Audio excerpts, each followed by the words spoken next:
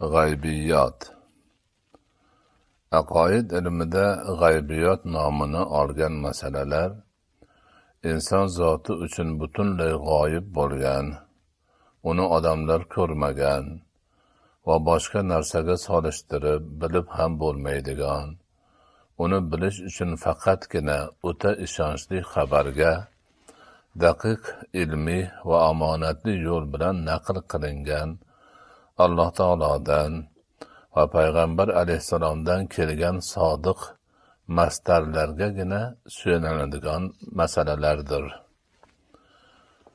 G'aybiyotga oid har bir narsani faqatgina Qur'oni Karim yoki hadisi sharifda kelgan ishonchli xabar orqali bilishimiz mumkin.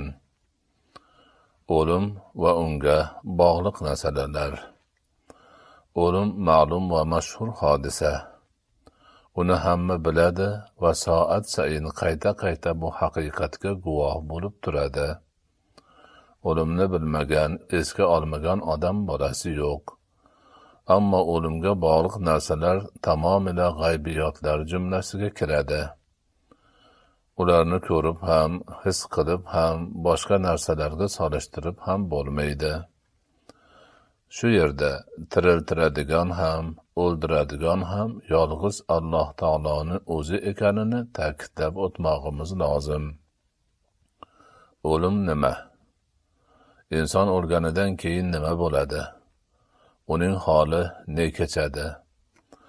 O'lim kishining yuragi urishidan to'xtab, qon aylanmay qolib, qimirlamay qolishidan iborat xolosmi? Yoki bundan boshqa narsalar ham bormi? Inson o'lganidan keyin ish bitdimi? Qabrida chirib, tuproqqa qo'shilib ketaveradimi? Unday bo'lsa, uning boshqa hayvonlar, qurt, qumursqalardan nima farqi bor? Yoki inson bu dunyoda turli hayvon va qurt, qumursqalardan farqli bo'lib, aql bilan yashagani uchun o'lganidan keyin ham unga boshqacha, insonga to'g'ri keladigan munosabat bo'lishi kerakmi? Islom aqidasiga ko'ra, bu dunyo inson uchun sinov maydonidan boshqa narsa emas. Asosiy hayot diyoriga o'tishdan oldin imtihon topshirib, u yoqdagi hayotga o'zining naqadar haqli ekanini isbot qilish fursati xolos. Inson ana o'sha boqiy dunyo martabasi uchun ushbu foniy dunyoda harakat qiladi xolos. Islomda insonning o'lishi bu dunyodan u dunyoga o'tgani, foniy dunyodan boqiy dunyoga ko'chishidir. Yangi, boqiy dunyoda uni farishtalar kutib olib joylashtiradilar. Qanday joyga munosib ekanini o'ziga bildirish uchun so'roq-savol qiladilar. Qo'llaridagi nomai a'mollarini ko'rsatadilar. So'ngra unga joy ko'rsatishadi. Bu ishlar qabrdan boshlanadi. Qabr savoli. Vafot etgan odamning qabrda farishtalar tomonidan so'roqqa tutilishiga jazm ila e'tiqod qilish har bir musulmon uchun vojibdir. Mo'min musulmon kishi ikki farishta tomonidan so'roqqa tutilganida iymoni va solih amallari tufayli Alloh taolo unga yordam berib, uni subutli so'z bilan sobit qiladi. U kalima-i shahodatni aytishga muyassar bo'ladi. Rasululloh sallallohu alayhi va sallam va sahobalar radhiyallohu anhumdan kelgan xabarlar asosida qabr azobiga, unda munkar va nakirning bandani Robbidan, dinidan va nabiysidan so'roq qilishiga iymon keltiramiz. Qabr jannat bog'laridan bir bog' yoki do'zax chog'laridan bir choh bo'ladi. Qiyomatning alomatlari haqida. Qiyomat qachon bo'lishini Alloh taolodan boshqa hech bir zot bilmaydi. Ammo shu bilan birga qiyomat yaqin qolganda zohir bo'ladigan ba'zi alomatlar haqida ko'pgina ma'lumotlar kelgan. Albatta bu ma'lumotlar asosan payg'ambar sollallohu alayhi va sallamning hadisi shariflarida zikr qilingan. Huzayfa G'iforiy radhiyallohu anhudan rivoyat qilinadi. Nabiy sallallohu alayhi vasallam oldimizga chiqib keldilar. Biz gaplashib o'tirgan edik. Bas u zot nimani gaplashmoqdasizlar dedilar. Qiyomatni gaplashmoqdamiz deyishdi. Albatta u undan oldingi 10 alomatni ko'rmaguningizcha qoyim bo'lmas dedilar va tutunni, dajjolni, dobbani, quyoshning mag'ribdan chiqishini, Iso ibn Maryam alayhissalomning nozil bo'lishlarini, Yajuj Mavjujni, 3 yer yutishi, mashriqdagi yer yutishni, mag'ribdagi yer yutishni va Arab jazirasidagi yer yutishni va oxiri Yamandan chiqib odamlarni mahsharga quvlaydigan olovni zikr qildilar. Ushbu hadisni Muslim, Termiziy va Abu Dovudlar rivoyat qilganlar. Qiyomat so'zining ma'nosi tik turishdir. O'sha kunda hamma go'ridan tik turgan holda tiriladigan bo'lgani uchun qiyomat shu nom bilan nomlangan. Qiyomatning bundan boshqa hisob kuni, oxirat, mahshar kuni kabi bir qancha ismlari ham bor. Bundan avval qiyomatning alomatlari bilan tanishgan edik. Qachonki o'sha alomatlarning hammasi yuzaga chiqib bo'lsa, Allohning irodasi bilan bu dunyoning ajali yetadi va qiyomat qoyim bo'ladi. O'shanda butun borliqda hayot tugaydi. Borliqning hozirgi nizomi tamomila buziladi. Hamma yoq ostin ustun bo'lib ketadi.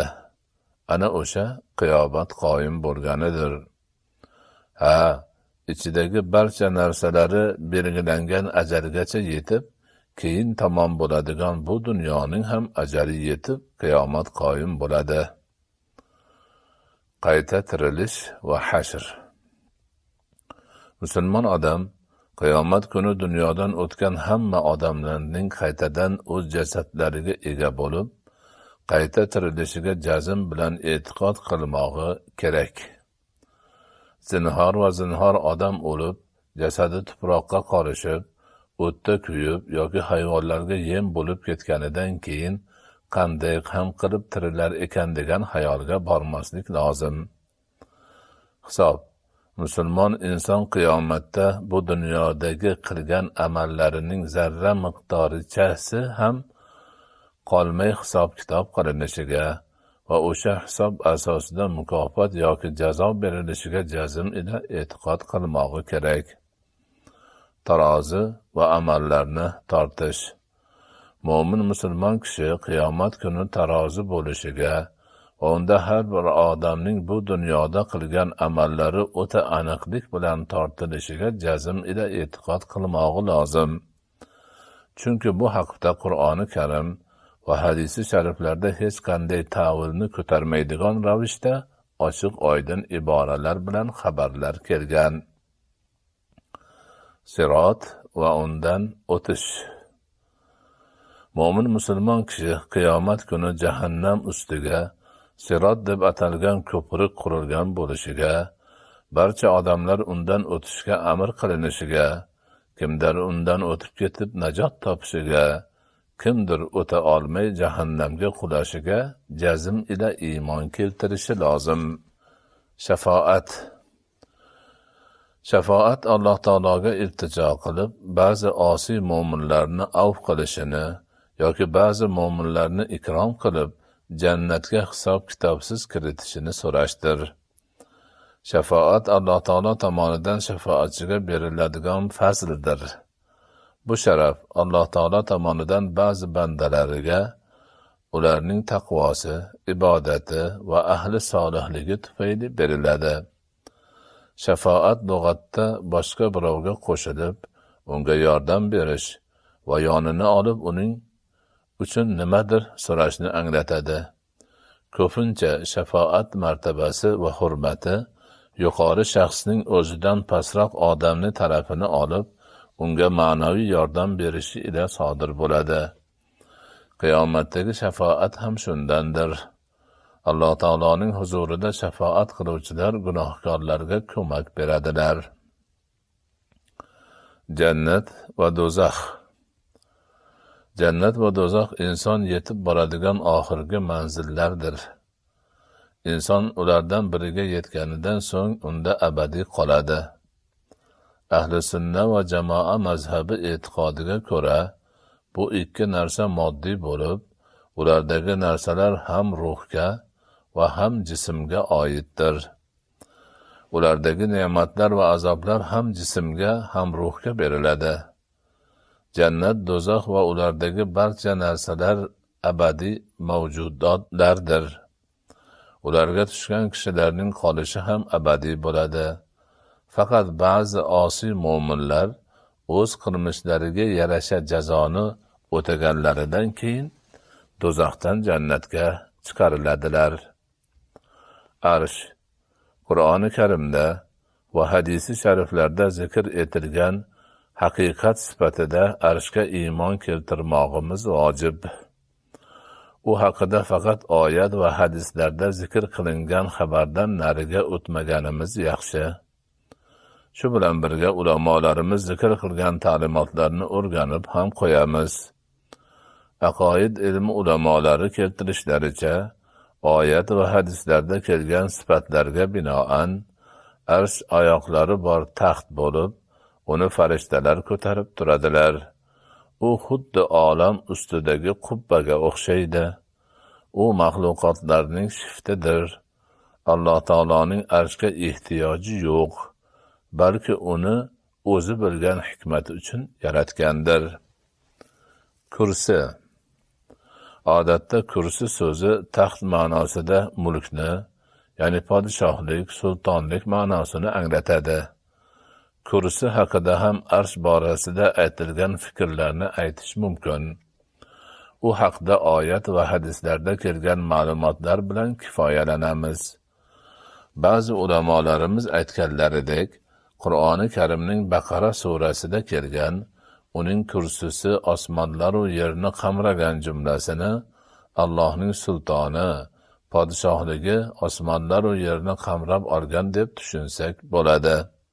Aslida esa kursi va unga taalluqli narsalar, binobarin ushbu jumla haqida buyuk ulamolarimiz o'zlariga yetgan dalillar asosida bir necha xil fikrlar aytganlar. Jumladan ba'zi ulamolarimiz kursini ilm deganlar. Shunga binoan mazkur jumla uning ilmi osmonlar va yerni qamragan degan ma'noni anglatadi. Ulamolar biz Allohning arshi va kursisi borligiga iymon keltiramiz. Bu ikki narsa odamlarning taxti yoki kursisiga o'xshamaydi. U ikkisining hajmi, kayfiyati va sifatini faqat Alloh taoloning o'zi biladi. Bizning esa ularni bilishga hojatimiz yo'q. Agar hojatimiz bo'lganida Allohning o'zi bayon qilib bergan bo'lardi, deydilar. Lavhul mahfuz va qalam. Mo'min musulmon odam lavh va qalamga ham iymon keltirmog'i vojib. Bu ikki narsa ham g'aybiyot turkumiga kiradi. Lavhul mahfuz, ya'ni muhofaza qilingan lavhdan murod Alloh taolo xaloyiqni taqdirlarini yozgan narsadir. Qalamdan murod Alloh yaratgan va u bilan mazkur lavhga qadarlarni yozgan qalamdir. Bas lavhga, qalamga va qalam vositasida lavhga yozilgan narsalarga iymon keltirishimiz lozim. Albatta, aqidaga oid masalalarda bu kabi ilohiy, ravshan, o'ta ilmiy, aqlga to'g'ri keladigan, bid'at va xurofatdan yiroq, taxmin va gumondan begona, ikkilanishlardan uzoq ta'limotlarga amal qiladigan inson baxtli, saodatli